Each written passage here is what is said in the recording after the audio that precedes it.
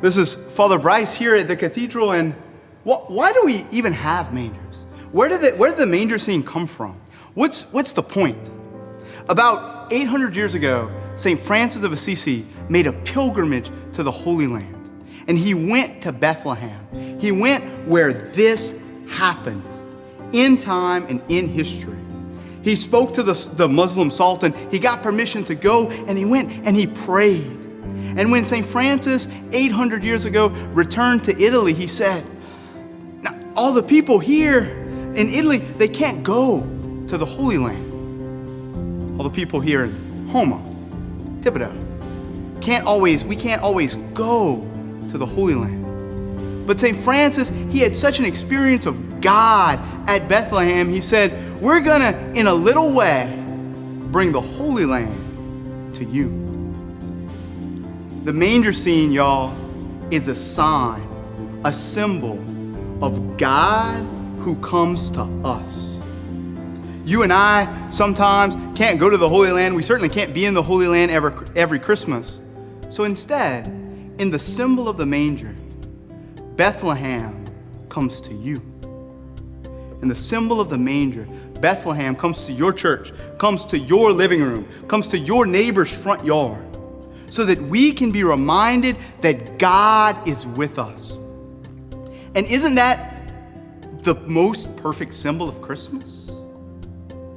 Because you and me, we can't go to heaven. At least not until heaven comes to us and brings us there. In 2 days, on Christmas Eve night, we celebrate heaven coming to us. Jesus is called Emmanuel, which is Hebrew for God is with us. God was separate. He was up there, so to speak, in heaven, and God came down to take you and me with him.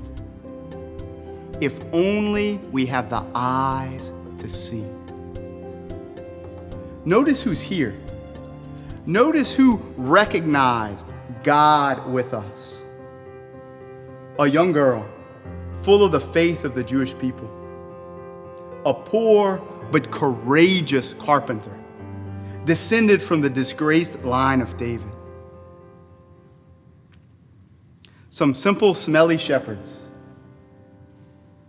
and the animals. The kings did not recognize him. The princes and the princesses did not recognize him. The rulers of the world did not recognize him. But the simple, the humble, those who were willing to let him come into their souls. The book of Isaiah, which some of the church fathers called the fifth gospel, starts with these words. Isaiah 1 verse 3. The ox knows its owner. The donkey knows its master's manger. But Israel does not know the Lord. How about you and I? Have we, as members of the church, forgotten the Lord? Have we, in the busyness of the day of Christmas, forgot about the person? Maybe we have, maybe we haven't, but there's time today. There's time tomorrow to be like the simple shepherds, to be like the courageous, though poor son of David, to be like the woman who pondered the scriptures in her heart, and to just take a little bit of time in silence, to stop before the manger scene and say, Jesus, I want to recognize you this Christmas. Jesus, come into my life this Christmas.